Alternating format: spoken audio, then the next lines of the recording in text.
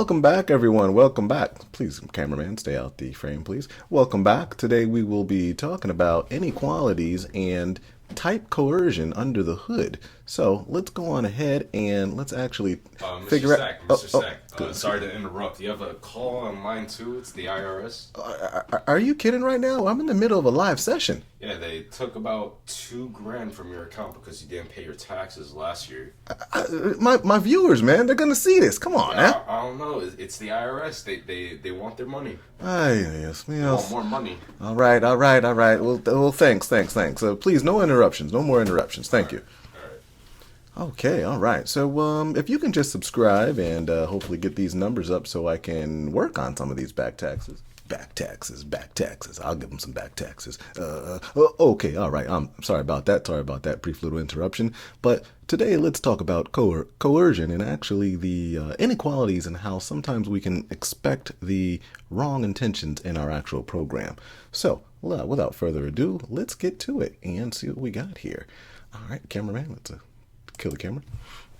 All right, so we have Visual Studio Code open, and what we're going to do is let's open up a brief little program here. Well, I got everything here, but let's just do a new file. We'll call it, do I have index in there already? We'll just do a types.js, or really like 3 equals, but let's just do types.js.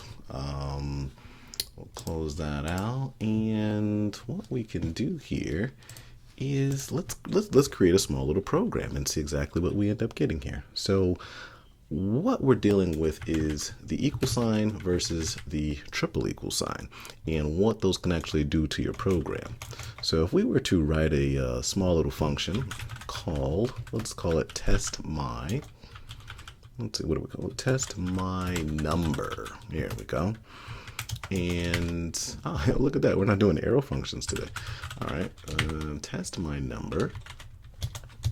And what we're going to do here is when that number actually comes into the actual function definition, we will test and say if the number is equal to 22, in which we're going to pass in the number 22, and we'll just console log, and we'll say we are here, even though we passed in a string.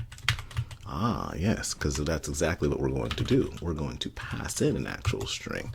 And how that's going to look is something like this. We'll say test my number.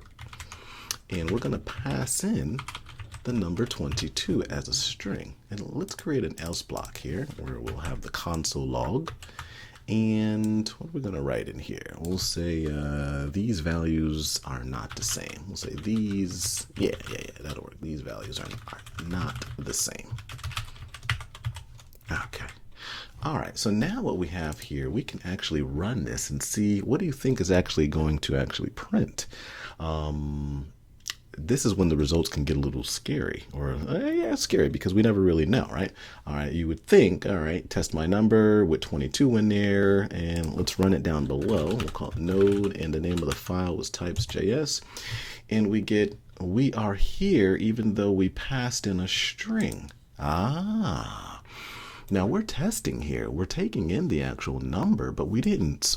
When we called the actual function, we did not call it with 22. We called it with the string 22.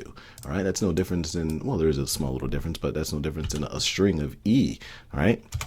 But we typed in 22. So what happens under the hood is type coercion, where JavaScript will say, you know what, I see the string of 22, let's actually turn it into the number 22, and that's why we actually end up hitting this first block. We are here even though we passed in a string. But what would happen if I were to change this from the double equal sign, in which the double equal sign is to mainly just actually test out compare the actual values, right? But now we're not going to compare the value, we're going to compare the value and the type. So now we're saying if number is the value of 22, but also the type of 22, in which 22 is a number, Now what happens, so this is much more strict. So it's much more strict in testing for the equality. Now if we run this, now we get these values are not the same. They're not the same because testing number is actually a string, and what we're testing for in our actual function definition is for the number type and the value of 22. So quick little interview question for today is, what is the difference between the double equal sign and the triple equal sign, in which the double equal sign is for testing the actual values and the triple equal sign is for testing the values and the actual type. And of course you can still also do something like this where you can still negate that and say not equals to and not the type, etc., etc. So thanks a lot. Subscribe. Hit the notifications as well, and I think I need to go take care of these taxes. Okay, talk with you later. Bye.